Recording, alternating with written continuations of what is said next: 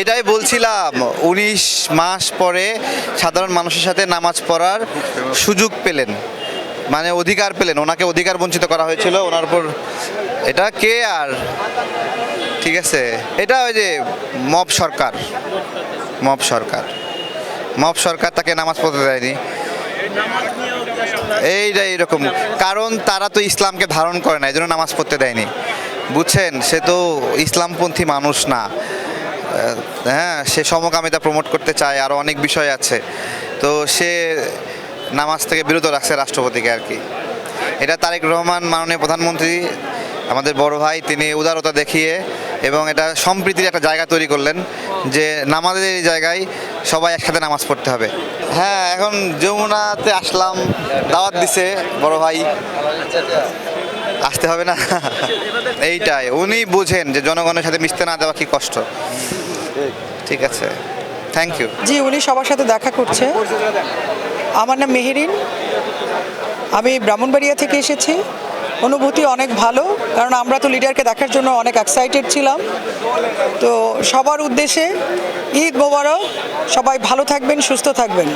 ঈদগাহে নামাজ পড়েছে, এটা তো আল্লাহর অশেষ মেহেরবানিতে উনি বাংলাদেশে এসেছে এবং প্রাইম মিনিস্টার হয়েছে। আমরা বিএনপির লোকজন, আমরা এত বছর অবহেলিত ছিলাম ফ্যাসিস্টের আমলে, তো আমরা তো অনেক এক্সাইটেড এবং এটা সৃষ্টিকর্তার কাছে, আল্লাহর কাছে আমাদের চরম পাওয়া যে উনি বাংলাদেশে এসেছেন, প্রাইম মিনিস্টার হয়েছেন, পাশাপাশি উনি নামাজ পড়ছেন, জনগণের সাথে দেখা করছেন। মানে জনগণ তো এখানে জনস্রোত নেমে এসেছে, আপনারা ফলো করবেন। অনেকের কাছে কার্ড নেই, কিন্তু সবাই দাঁড়িয়ে আছে লিডারকে একটু দেখার জন্য, আমাদের প্রাইম মিনিস্টারকে দেখার জন্য। এবং আমি মনে করি ওনার নেতৃত্বে বাংলাদেশ অনেক দূরে এগিয়ে যাবে। ওনার কাছে আমি একজন বিএনপির কর্মী হিসেবে প্রত্যাশা করব যেন আমাদের দেশটাকে উনি যেভাবে এখন বর্তমানে চালাচ্ছেন, আপনারা ইতিমধ্যে ফলো করেছেন যে আমরা যে ভোট দিয়েছি, ভোটের কালো দাগটাও আমাদের আঙ্গুল থেকে মুছে নাই। এর মধ্যে ওনার যে প্রতিশ্রুতিগুলো ছিল, উনি এটা ফুলফিল করার জন্য ইতিমধ্যেই কর্মসূচি হাতে নিয়েছেন।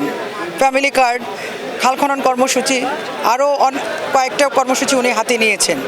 তো আমাদের প্রত্যাশা যে আমাদের লিডার সুস্থ থাকুক, ভালো থাকুক এবং উনি আমাদের বাংলাদেশটাকে যেভাবে সাজাচ্ছে, উনি যেন ওনার হাত ধরেই যেন বাংলাদেশের অগ্রগতি হয়, উন্নয়ন হয়, সেটাই প্রত্যাশা। মাননীয় প্রধানমন্ত্রীর সঙ্গে জনাব তারেক রহমান ভাইয়ার সাথে আসলে এই অনুভূতিটা বুঝিয়ে বলার মতো না। এটা এমনই একটা অনুভূতি যেটা নিজে ফিল করতে হচ্ছে, কারণ 17-18 বছর আমরা সবাই এই দেশের জন্য যে আন্দোলন সংগ্রাম করেছি, আর ওনার বিষয়টা তো অন্যরকম।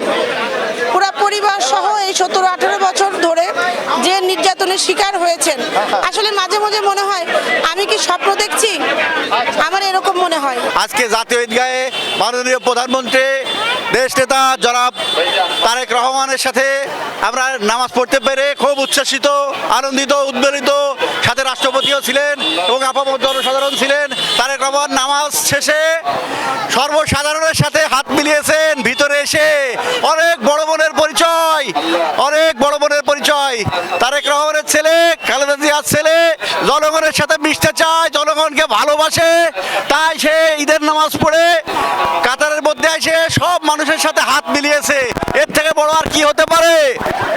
এই যে একসাথে রাষ্ট্রপতির সাথে রাষ্ট্রপতিও নামাজ পড়লেন তারেক রহমানের সঙ্গে, এটা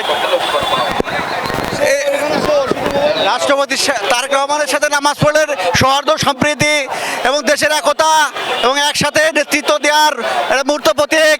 সবাই একসাথে চলতে হবে, থাকতে হবে, সেটাই তারা বুঝালেন জনগণকে।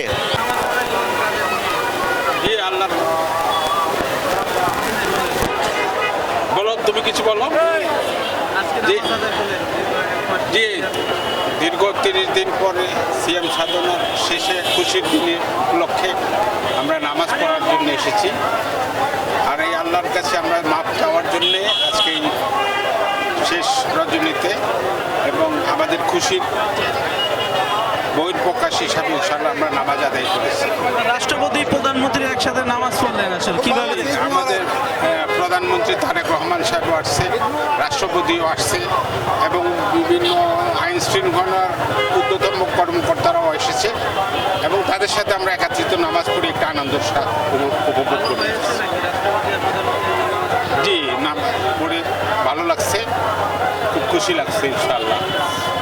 এবং আমরা সবার জন্য দোয়াও করছি ইনশাআল্লাহ, নিজেদের জন্য এবং সারা বিশ্বের সমস্ত মুসলমানদের জন্য দোয়া করেছি।